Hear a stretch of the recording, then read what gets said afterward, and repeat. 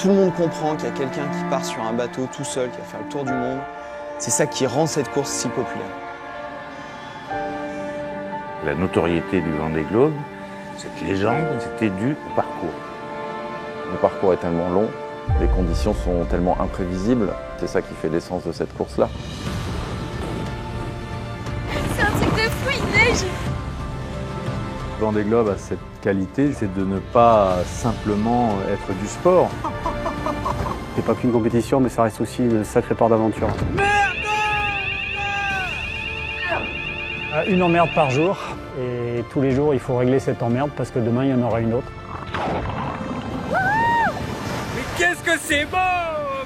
Celui qui aura le plus envie de gagner, celui qui ira chercher un peu plus loin que ses limites, remportera cette 10e édition.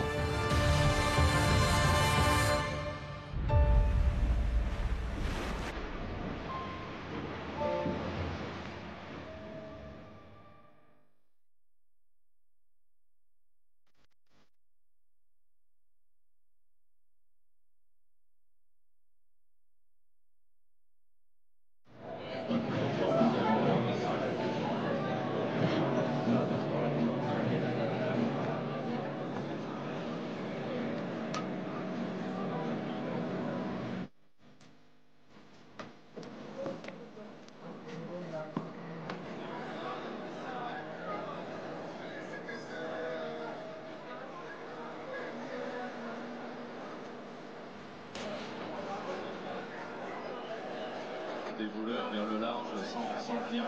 Il y avait une rue dans la plage.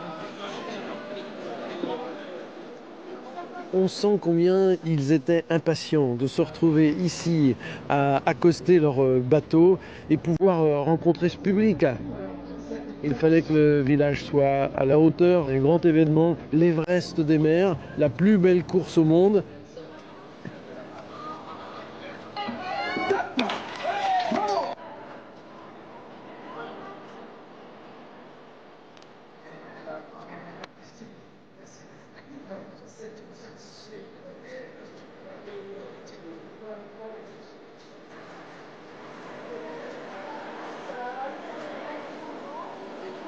On va la tourner dans l'autre sens.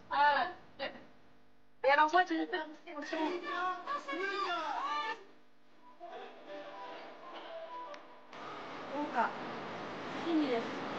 voilà.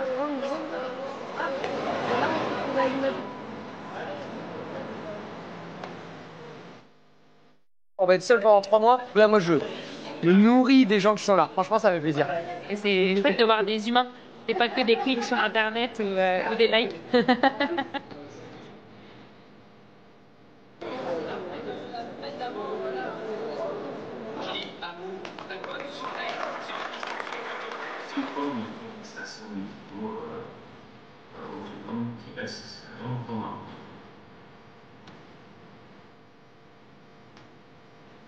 Ça dépend, c'est le marché. C'est un capteur.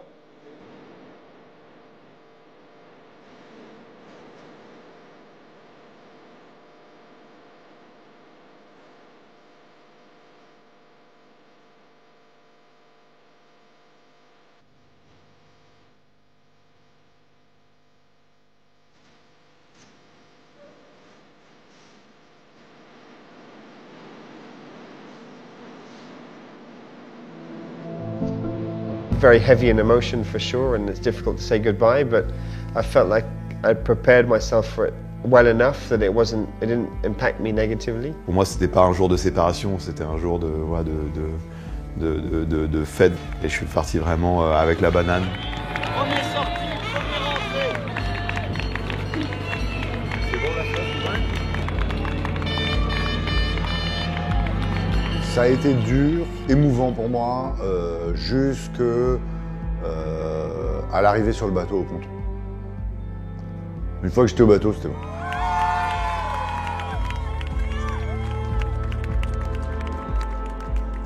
J'ai pas envie de pleurer, ça fait longtemps que j'ai envie de faire cette course-là, donc voilà, j'essaie de contenir cette émotion pour pas non plus inquiéter si on veut mes proches, voilà. On chasse sur la ligne de départ, vous allez faire une belle fête. De savoir que vous faites la fête tous ensemble, que vous vous amusez, moi ça vous donne de l'énergie. Je vous aime à la folie. Maintenant, je vais faire ce que j'aime le plus au monde après être avec ma famille, c'est naviguer.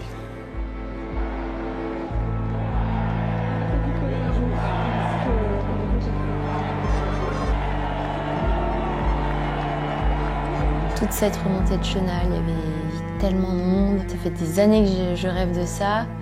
Et là, j'y suis. Enfin, c'est fou.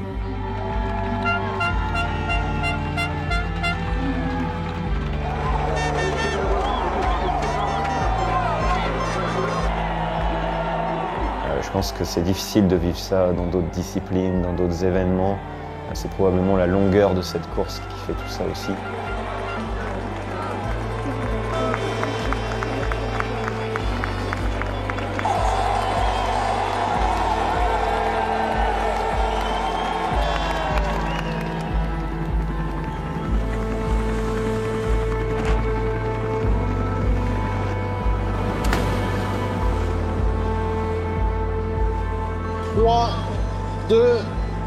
Top, départ, Vendée Globe 2024. Dès le début, j'ai une très bonne vitesse, je fais corps avec la météo et tout de suite ça m'amène au Cap Finistère en tête.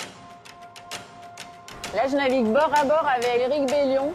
Là, on est encore tous très groupés. Il y a pas mal de croisements. La mer est encore relativement plate et il va bientôt y avoir un changement de trajectoire pour aller vers le redoutable Cap Finistère qui va nous attendre avec du vent fort. Ça s'appelle un départ à la bâtée. On va faire que forcir, mais il y a déjà 30 nœuds, donc on va aller prendre le deuxième riz. Hein.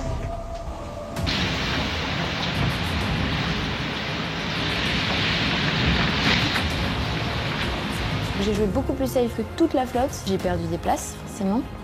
Et en fait, quelques jours après, j'ai découvert qu'en fait, il y en avait plein qui avaient cassé plein de choses. Je me suis dit, en fait, j'ai plutôt bien fait de jouer très safe au début. Oh, le merdier, pas encore.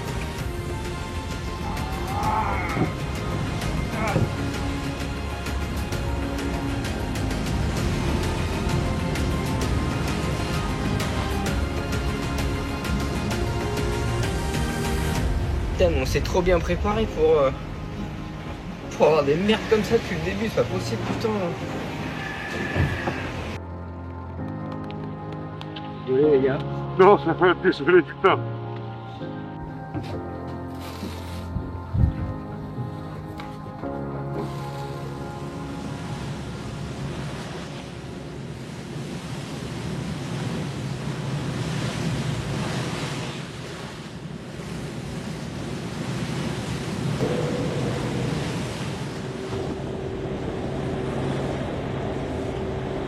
I knew that it doesn't mean anything and the race is 3 months long and yeah, it's great. I was obviously proud because as leading the Vendée Globe fleet, it's not something you get an opportunity to do very often.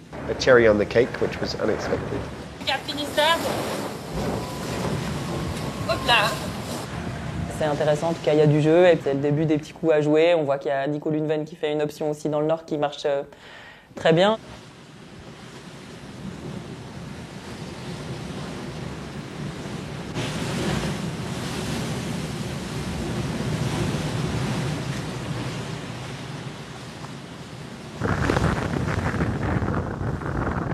J'ai appris tout à l'heure que j'avais battu le record de distance parcourue en 24 heures en solitaire. 546 000,6.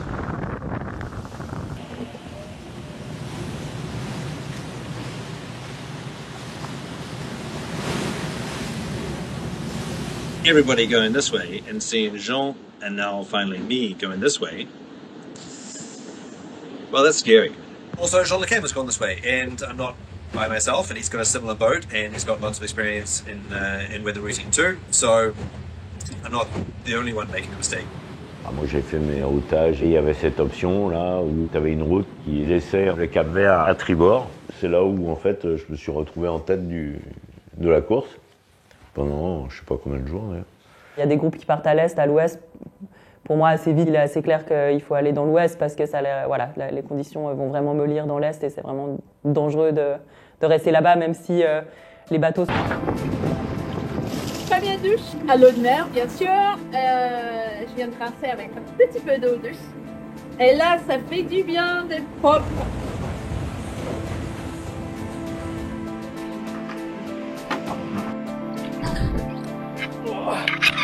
Amici, è un adesso qua. Sono venuto a cambiare l'anemometro. Oh. Moi là, je sens plutôt le truc par l'ouest, donc j'ai envie d'être placé par rapport à ça. Et donc j'essaye de me créer ce petit décalage qui fonctionne finalement pas si mal. À ce moment-là où on est 1 et 2 avec Sam. C'est un super moment d'ailleurs de la course. It's my birthday and we're leading the Vendée Globe. So it's a good birthday. Happy birthday. Ciao. Sa manœuvre, force sur mon palais. Il y a du match. Je sais pas si vous le voyez, Johan, là-bas.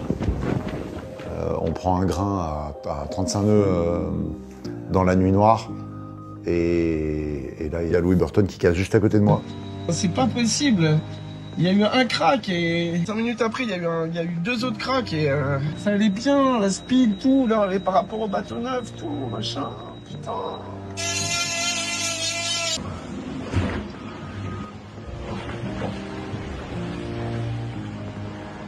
Ouais, placé quoi. Moi, j'ai très peur que Sam et Thomas, ils se barrent. Enfin, franchement, quand tu vois le scénario, tu connais les 2 bateaux, tu te dis, mais là, ils vont juste...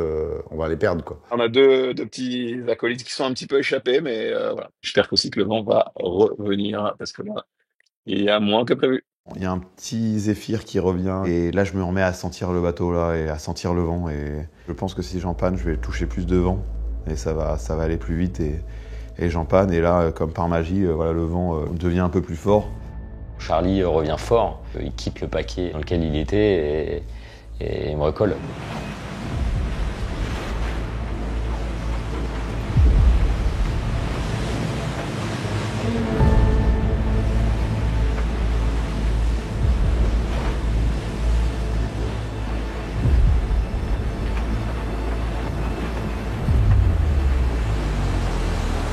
Et voilà, on est reparti, on a trouvé du vent. Ça déboîte, 27, 28, 29, 30 nœuds. Allez, voilà des vitesses un peu plus normales pour nos bateaux. Ah, faut pas grand chose pour qu'il soit à 25 nœuds le bateau. Ça va vite facile.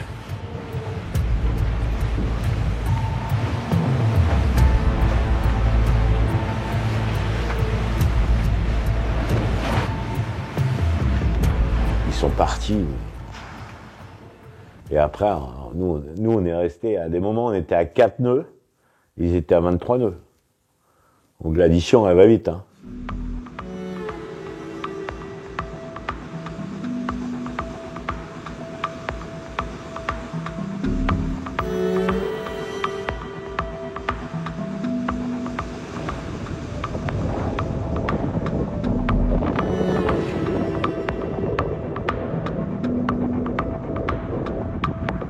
Un jeu de trouver où est-ce qu'il faut placer le curseur.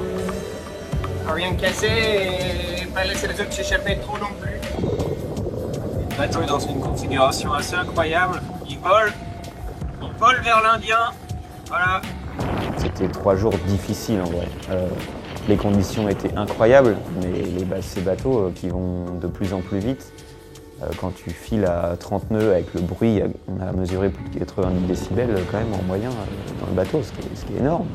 Donc j'avais des bouchons d'oreille en permanence, ça bouge beaucoup, ça vole, ça atterrit, ça se crache, ça tombe, ça... Là, pour faire du foiler, il faut savoir vivre comme un singe accroché aux branches. Tout le temps tenu au poignet. Avec ces conditions, la mission de la journée, c'est d'arriver à aller aux toilettes. Voilà, tenir en équilibre sur le saut. Déjà que je tiens pas debout dans le bateau sans m'accrocher fermement. J'ai sorti le casque lourd parce que là, ça... je fais un peu chahuté. La vie à bord, là, ces conditions-là, c'est quand même un peu galère. Tu te fais secouer, t'as mal au cerveau globalement, t'es tendu de partout, quand tu bouffes, tu t'en mets partout. Tu tiens parce que tu sais que c'est peut-être le coup du Vendée. C'était ce front-là, quoi. On m'annonce que je commence à battre le record 1 fois, 2 fois, 3 fois. Du coup, tu rentres dans un rythme un peu euphorique.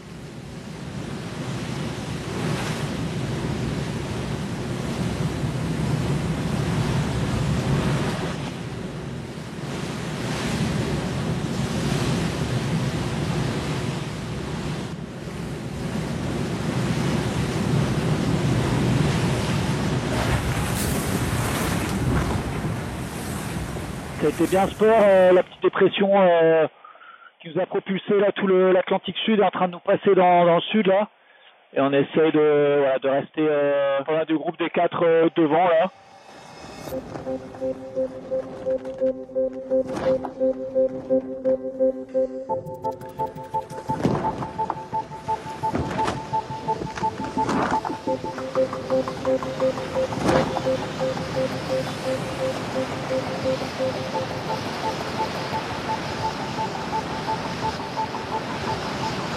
Nous, on a raté un peu le train, du coup, malheureusement, j'étais pas très loin de Paul Meillat, qui finit, je crois, 500 ou 600 000 devant moi après cette semaine-là. Donc, mais voilà, je me dis que les choses sont comme elles sont, et puis voilà, les écarts se sont faits, et puis il faut faire mieux après avec les conditions que je vais avoir à ce moment-là.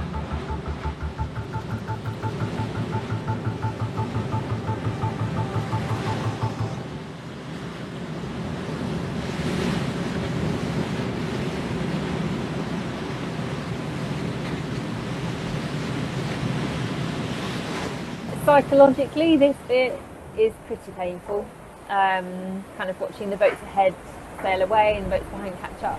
C'est vrai que plus on est devant, vous avez bien compris, hein, ça fait une semaine que c'est comme ça. Plus on est devant, plus on va vite. C'est comme dans la vie, plus on est riche, plus on est riche. Voilà.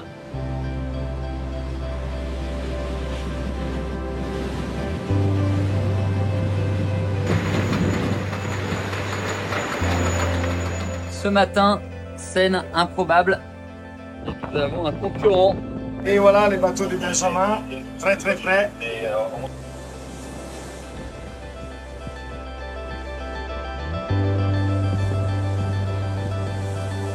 J'ai vraiment eu peur parce que ça fait un fracas énorme, j'ai valdingué à l'intérieur. Bon, j'ai pris quelques chocs au niveau du nez, du bras, des côtes, mais j'ai bien cru que ma course arrêtait là. Ça a touché devant, c'est sûr, et ça n'a pas l'air trop méchant. Donc voilà, je descends. Ça va débilement vite là. Et en fait, j'ai l'impression vraiment qu'on m'a téléporté de l'Équateur au Cap de Bonne-Espérance. Les gars de Johan Richaud. Charlie là, juste là. Toujours bon signe d'être avec Charlie là. Généralement, il va dans la bonne direction. Bon, voilà un petit peu ce qui m'inquiète ce matin. Il y a une énorme dépression qui va toucher la tête de la flotte et qui se creuse, qui se creuse, qui se creuse. Et là, il y a un choix fort à faire. C'est un moment de torture pour moi parce que je passe 36 heures de temps de réflexion. Est-ce que j'y vais, est-ce que j'y vais pas? À ce moment-là, moi j'étais déjà positionné très très sud. J'ai pas eu le sentiment d'avoir le choix de faire route au nord ou au sud ou pas comme Johan, voilà. C'est soit tu te planques dans le sud de la dépression où il y a moins de mer, mais par contre si ça se décale, tu vas prendre très très cher. Moi je le sens pas. Je vois le truc se creuser, j'ai quand même un risque certain. 100 km/h de vent dans 10-11 mètres de mer. T'es devant avec Charlie très sud, on était les deux seuls, on voyait les autres monter au nord, au nord, au nord. Et la Terre est ronde, faut pas l'oublier, plus tu montes au nord, plus la route est longue. Hein. Plus t'es au sud, plus t'es content quand même. Et nous on filait à 20-25 nœuds avec Charlie, pendant que les autres subissaient déjà l'état de la mer du front et autres. Clairement, j'ai compris que j'avais raté un coup. Et du coup, ouais, quand je remonte au nord et que je les vois et que je comprends qu'ils vont me coller 500 000, je t'avoue que je passe pas une bonne journée.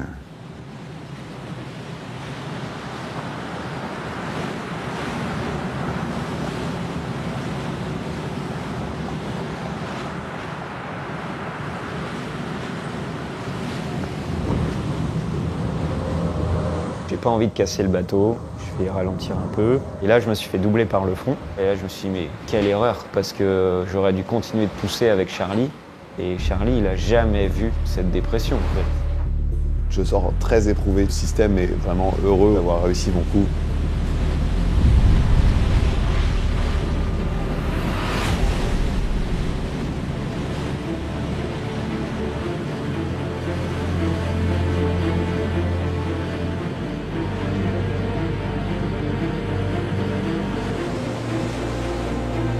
Le jour où j'ai passé le Cap Bonne-Espérance, c'était très très très dur. Ça a été une des journées les plus difficiles parce que je me suis retrouvée dans du 6 mètres de vagues avec des vagues hyper hachées, donc très courtes, le bateau qui tapait. Je me suis dit, si c'est ça, toutes les mers du Sud, ça va être horrible. toujours l'horizon et rien que l'horizon à perte de vue. Là, je profite à fond. Ça me ressource et ça me donne. Ça a planté fort. La vache. 34 nœuds dans le bas de la vague là.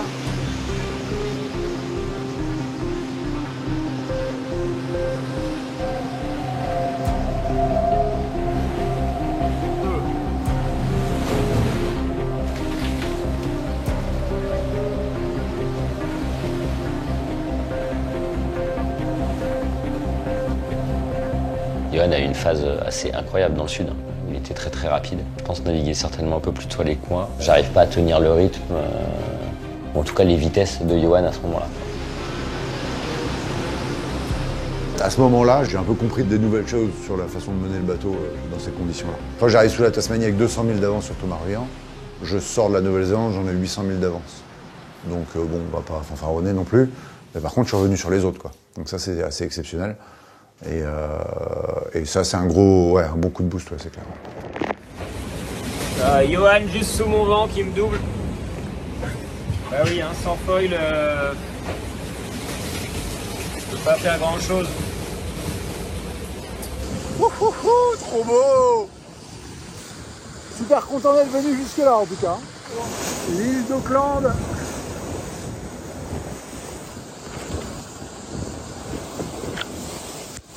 Il y a un îlot qui s'appelle l'île de la déception. Voilà, grosse ambiance.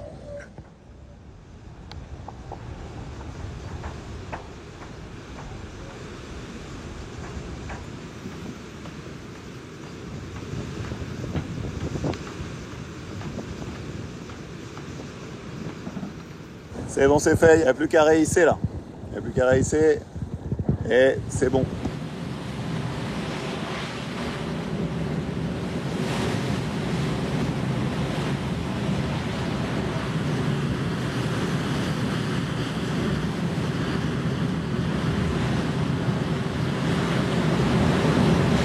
Les 3 premiers sont loin, ils sont passés dans un autre système météo, donc eux ils n'ont pas à subir cette zone de vent faible. Donc malheureusement pour le moment on ne les reverra pas. Ouais, je suis un peu dépité là. Zone de course, moi j'ai un peu d'avance sur Sam et Clarisse à ce moment-là, peut-être 50 ou 60 000 et en fait c'est ce qui me permet juste d'être, c'est ce petit écart qui me permet de partir avec la dépression. Je suis deg, quoi. Je suis tellement deg, je me suis battue pour rien et maintenant il n'y a plus de vent et il faut que j'aille renvoyer une voile. Je sais même plus où je vais parce que moi je pensais rester dans ce putain de fond et j'ai tout perdu quoi, ça fait chier. Clarisse et Sam étaient déçus de rater le train et par contre les conditions sont vraiment très dures aussi. Je suis un peu isolée du coup à ce moment-là vu que j'ai creusé l'écart derrière et que Boris a commencé à avoir un peu d'avance sur moi. Je suis vraiment dans le pire où je suis vraiment dans 35 nœuds et plus pendant plusieurs jours.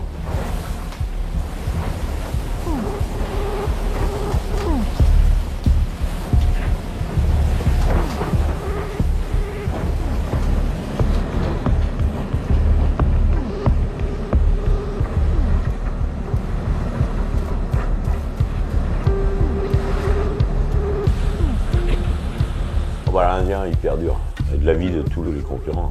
Donc ils sont contents quand je dis ça parce qu'ils disent, bah, eux ils savent pas trop, moi j'ai de l'expérience. Non, je dis, vraiment c'était un océan Indien hyper difficile.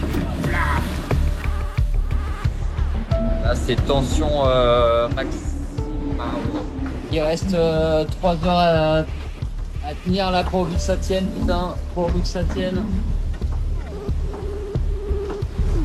C'est la grosse merde. Le bateau qui est en train de se disloquer. Là il y a une grande fissure tout du long.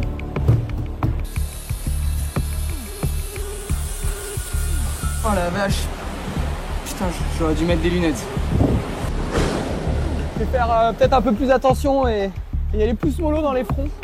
C'est pas vraiment de ma faute, c'est à cause de Benjamin Ferré. Dès que je suis à côté de lui, j'ai mon ego qui prend le dessus et il faut absolument que j'aille plus vite que lui. Sinon ça va pas. Et là, je suis en une vague, j'ai été éjecté quoi. Mais vraiment comme un accident de voiture. Tout me suit, mais vraiment fait mal quoi. À la nuque, aux épaules, à la tête quoi. Tout début décembre, j'étais à 2 doigts d'abandonner. J'avais le problème de safran et je me suis dit essaye ton système et va jusqu'en Australie, vois si c'est possible d'aller jusqu'en Australie. Mais ça y est, on est à Australie. Un truc de fou. On est à l'autre bout de la terre.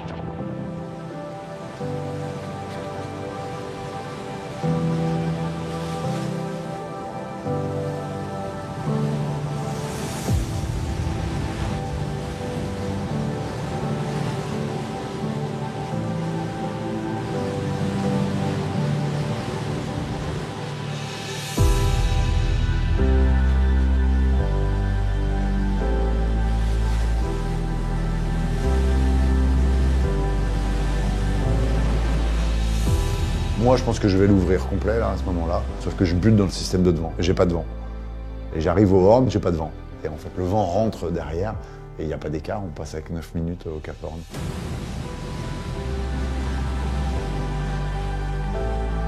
On y est.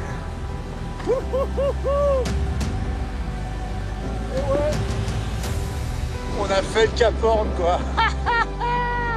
En tête. Un truc de malade. On y est.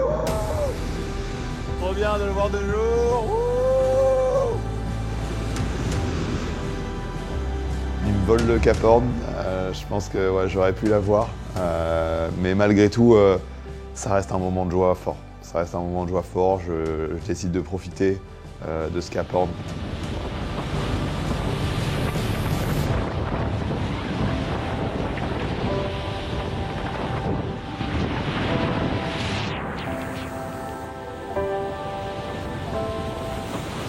Et à un moment donné, moi sur les classements, je regardais même plus les premiers parce que tu voyais la trace toute droite direction le Horn. Je me suis dit putain, mais pourquoi nous, on fait 2 fois le chemin, quoi.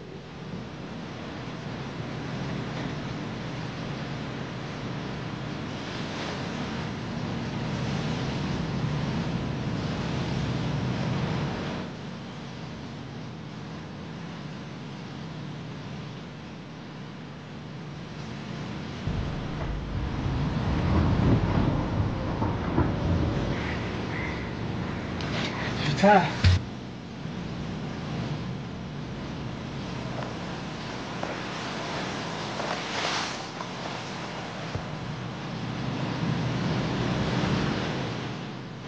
J'ai reçu beaucoup de messages de soutien et de tout le monde et je vous remercie beaucoup parce que y a des moments difficiles, c'est pas simple le Vendée Globe. Hein.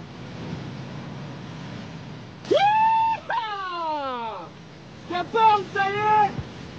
Caborano.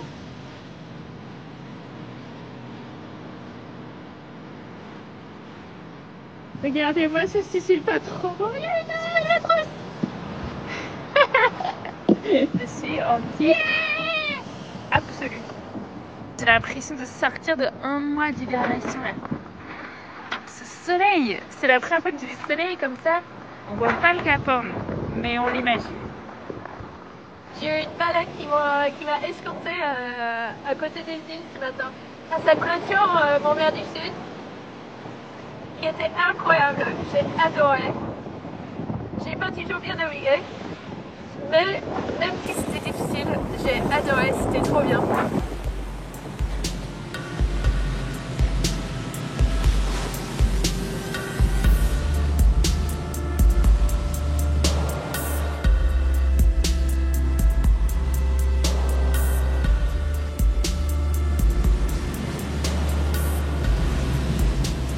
C'est compliqué, hein. Ça avance pas. On rentre dans le front, en fait moi je galère entre les nuages, je me prends des refus, des machins, des trucs, et j'arrive plus trop à avancer vers l'est. Et lui il passe crème, il rentre par derrière, il décale de 10 000, et moi j'ai jamais pu faire ça, quoi. Johan doit être par là quelque part, à 30-40 000. À la louche. Je suis assez trousse. Il fallait que je me décale un peu à l'est. Je sentais vraiment que ça allait être la bonne ligne et puis voilà, je grappille des milles sur lui et j'arrive à le doubler et j'arrive à grappiller. Voilà, les performances de Massif sont très bonnes dans les conditions qu'on rencontre et voilà, après j'arrive à augmenter mon avance au fur et à mesure dans cette suite de remontée de l'Atlantique. Il y a une part de réussite, quoi. Voilà. Et je t'avoue honnêtement que je pense que même si j'avais réussi à passer, vu son potentiel dans la remontée, je pense que c'était peut-être pas assez non plus. L'impact est dur, hein, c'est sûr, hein, de se faire dépasser comme ça, c'est un peu une fessée, hein, globalement. Et puis en public. Hein.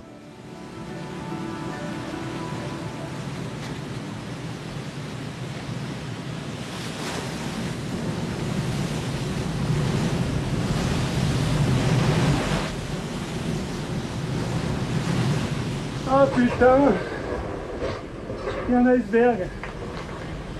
Il y a un iceberg là dans mon travers. Ah la vache, ça fait flipper. It's a freaking massive iceberg. Well, it feels massive when you know that if you hit anything out here, it's game over.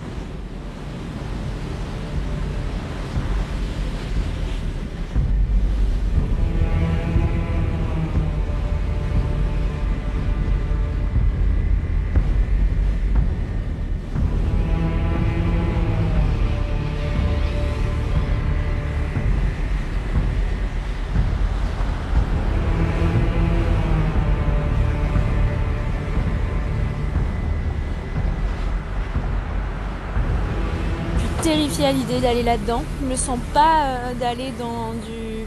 En fait, dans la dépression, ils disent qu'il y a 40 nœuds, rafale jusqu'à 55.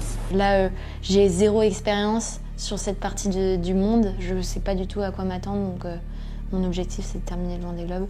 Et vraiment, je me suis dit, ouais, ma décision, c'est bon.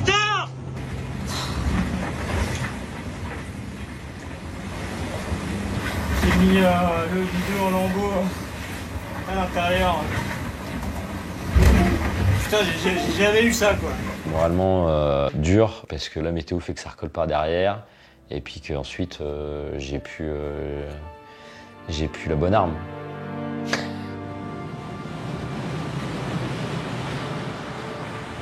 Oh putain.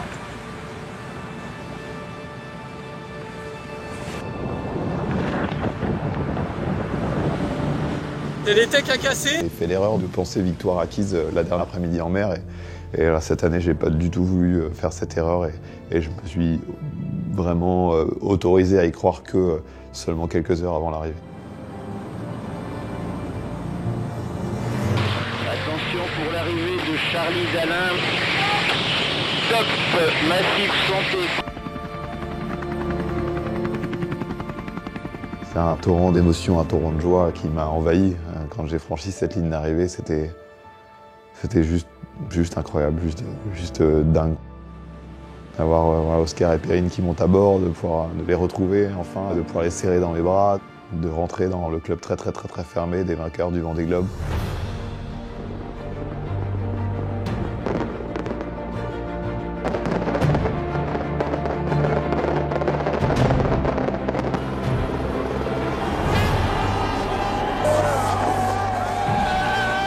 C'est ce que je venais chercher sur ce Vendée Globe, c'est de la compétition, de la confrontation. Et ça a été beaucoup avec Johan. Et je pense que si le record est battu d'autant, c'est aussi beaucoup grâce à lui, parce qu'on s'est tiré l'un l'autre vers le haut. Ça nous a obligés à naviguer vraiment pied au plancher pendant tout le tour du monde. Ça a été un rythme incroyable. J'ai l'impression d'être parti avant-hier. Ce trophée, vainqueur de la 10e édition, Charlie Dalin.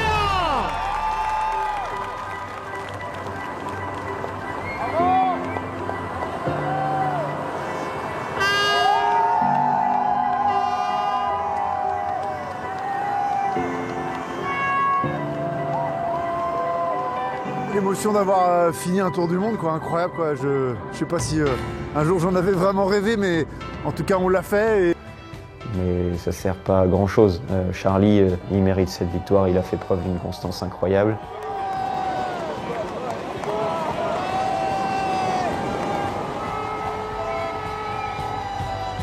Il y a des 4e places qui sonnent comme des défaites, celle-là sonne plutôt comme une victoire. C'était hyper intense. C'est ça que j'ai adoré sur ce Vendée, c'est le fait d'être tout le temps contre des concurrents. Ça, c'était génial. Génial.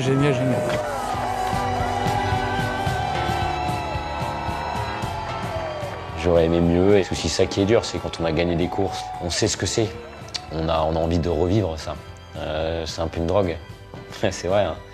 C'est de l'émotion incroyable.